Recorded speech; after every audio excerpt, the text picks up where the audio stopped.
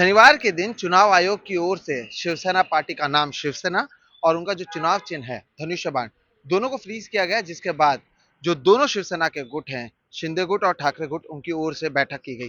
फिलहाल अगर बात करें तो ये महाराष्ट्र के मुख्यमंत्री एकनाथ शिंदे का जो सरकारी आवास है वर्षा, उसके बाहर हम मौजूद हैं, जहां पर जो शिवसेना शिंदे गुट के जो विधायक और सांसद हैं, उनके साथ मुख्यमंत्री की बैठक चल रही है।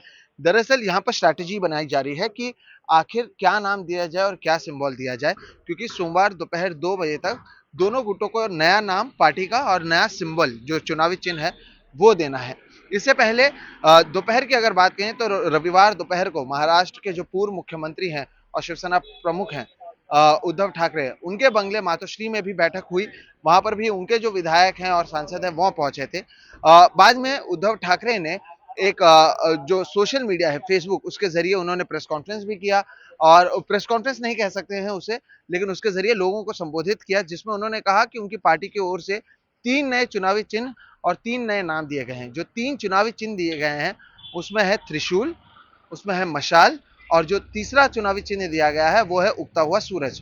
तो इसके साथ ही जो 3 नए पार्टी के नाम दिए गए हैं वो है उद्धव बाला साहेब ठाकरे एक, दूसरा शिवसेना उद्धव बाला साहेब ठाकरे पहला, दूसरा है शिवसेना बाला साहेब ठाकरे, और तीसरा है शिवसेना बाला साहेब प्रबोधनकार ठाकरे।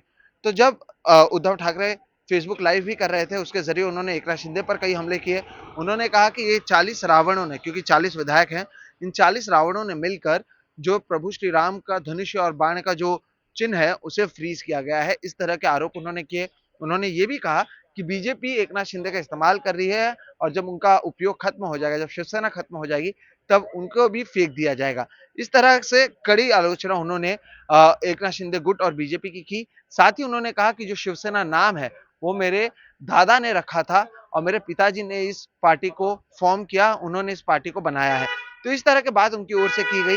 बहरहाल अब शिंदे गुट की ओर से क्या 3 सिंबल जो राजनीतिक चुनाव चिन्ह है वो दिए जाते हैं और क्या 3 नाम दिए जाते हैं, ये देखना काफी अहम होगा। असली शिवसेना किसकी है, इसे लेकर लड़ाई चल रही है।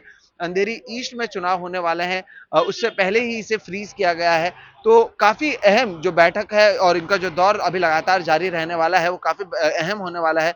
और सोमवार के दिन चुनाव आयोग क्या कुछ करता है, इस पर भी नजर बनी रहेगी। किसे क्या कुछ दिया जाता है ये भी देखना अहम होगा, क्योंकि अगर बाला साहेब ठाकरे का नाम का इस्तेमाल अगर उद्धव ठाकरे कर रहे हैं, तो एकनाथ शिंदे ने जब बगावत की उन्होंने यही कहा कि वो बाला साहेब ठाकरे की विचारधारा को लेकर आगे जा रहे हैं।